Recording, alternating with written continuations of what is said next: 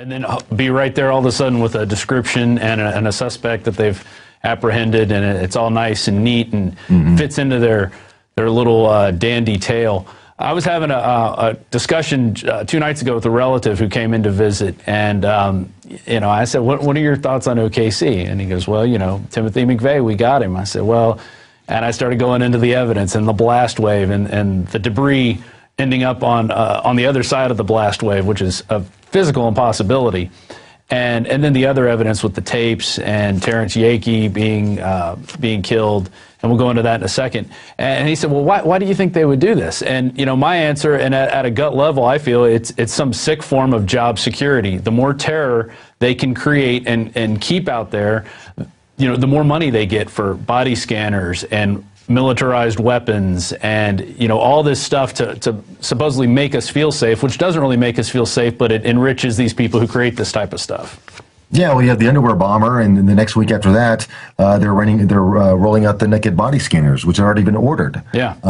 So yeah, it is. I mean, in 1995, there was a whole lot of job insecurity going on in the federal government. People were upset with the two-party system. We see with the popularity of the Ross Perot campaign. Oliver Stone's JFK had just been released. People were finally beginning to understand the nature of their government, and people were upset. Waco, Ruby Ridge, the ATF and the FBI were facing heavy heat. People were talking about dissolving the ATF. That cannot be allowed to happen. No. Cannot be allowed to happen. And you're right. And I'm going to steal that phrase. It probably is a sick form of job security. Yeah, it really... Don, since you've retired, you've seen, the police become militarized. How do you feel about that? I regret it. I always relished in the thought that they referred to us as peace officers when I first hired on, and to the point now that the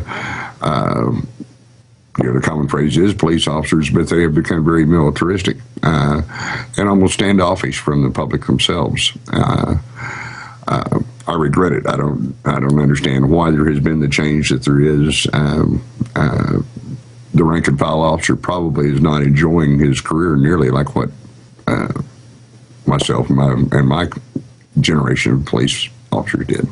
And Don is not just, Don carried a machine gun in the jungles of Vietnam. Right. So he knows what the difference between war and peace. He's done both. And as a peace officer, he wants to secure the peace. He doesn't want to fight the American people, and that's what a lot of the police are doing these days. They have tanks, they have drones, and they're viewing the American people as the enemy. Well, actually, the homeland is now the battlefield. Yeah. They've just moved the battlefield from Iraq and Afghanistan over to the United States, where they can have 330 million plus more victims to go after. Before we end this, let's get into Terry Yeakey. I mean, how good of friends were you with him? Were you guys talking about this stuff during the investigation? Yes, sir. We were talking about it. We were not socially extremely close friends. Workmates, yeah, and supportive of one another very much so. To the point that I would tease Terry and he would tease back, especially after his picture came out on Newsweek, that he was my hero and I appreciated what he had done. And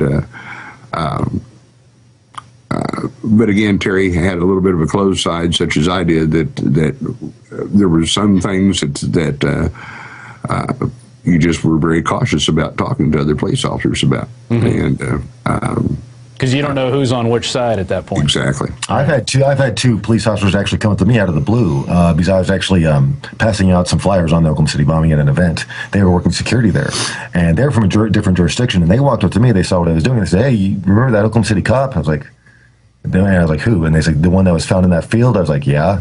And the police officers, "Yeah, I think they killed him." And I was like, "Well, yeah, I know." I mean, the message was sent to law enforcement and the first responders: keep your mouth shut, or we will kill you. That was the literal lesson. Right. And what was the reaction around the office when that happened, when they found Terry Yeakey and they said, oh, it's a suicide? There was a lot of disbelief. We were told, even by our chaplain, that Terry was drunk and was high on drugs at the time of his death.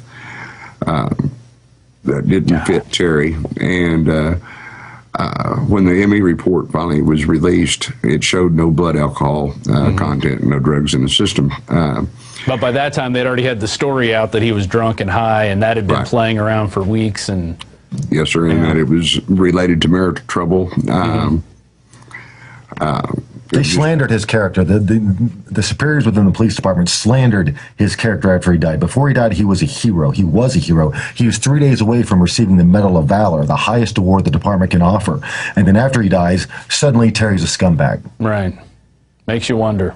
Jeez.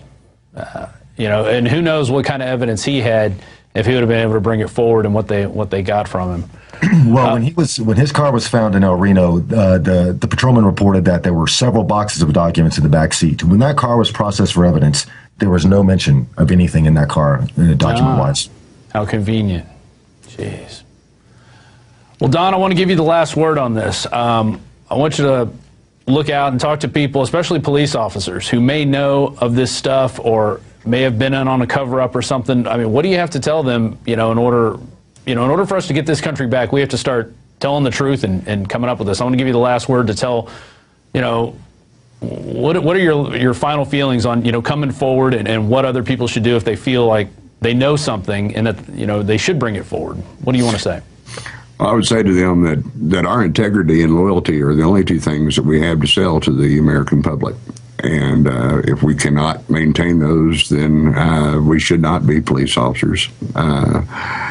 That's not the involvement work field that we should be in. And if we can't be true to the public, at least we should try to be true to ourselves. And I regret it. Yeah, I totally agree. Well, guys, I thank you for joining us. It was about a 30-minute interview we just did, and that's great. I really think this information, it's time for it to come out again, and I think people are ready for it now because they've seen the utter corruption that's going on in their face, the stealing, the police brutality that's going on, and people are ready to be woken up. And this is just another pill, to help do that. So I want to thank you for coming on the show, and we're definitely going to have you guys on in the future and promote this film. Thank you. Thank you. Thank you very much. Well, and that was Holland van den Nieuwenhof and Don Browning, retired OKC police officer. And, of course, you can get A Noble Lie here at the Infowars store. It's available, $19.95. I think they're in their second pressing now, so it's getting a flood of popularity out there. And this is something you really need to show, as Alex has said, to police officers, to military people, people who don't believe in the official story. Sit down and say, well, look, if you don't believe in the official story, let's sit down for 2 hours, watch this film, and then talk about it. That's all you need, 2 hours, and if you still don't believe it after watching this film, fine, I won't bother you anymore. But I think you're going to find people who have common sense and who have dignity and who have honesty, and they've just had the wool pulled over their eyes.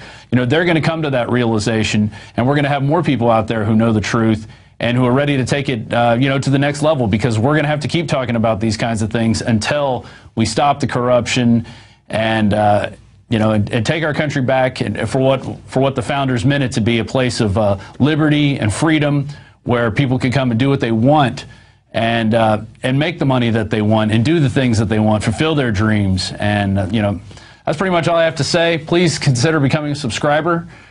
Here at PrisonPlanet.tv, you can watch Infowars Nightly News. We're producing it 5 nights a week. And if you want to send me an email with your suggestions, robd@Infowars.com. I love hearing your suggestions. This is my second time hosting now, and after the first, I got a lot of great emails, a lot of encouragement, a lot of guest suggestions, and I do appreciate it. We're looking at everything that you guys send in. And, please consider becoming a member. If you're not, if you're watching this on YouTube, spread it around. Let people know, because this is information that really needs to come out. And I sincerely believe that, or I wouldn't be here spending, 5 days a week, 10, 11 hours a day doing it. And I want to thank the crew out there. And we'll be back next week. Alex is going to have a special on Monday with Ron Paul, some vintage Ron Paul clips that you've probably never seen. And let me tell you, the guy doesn't change.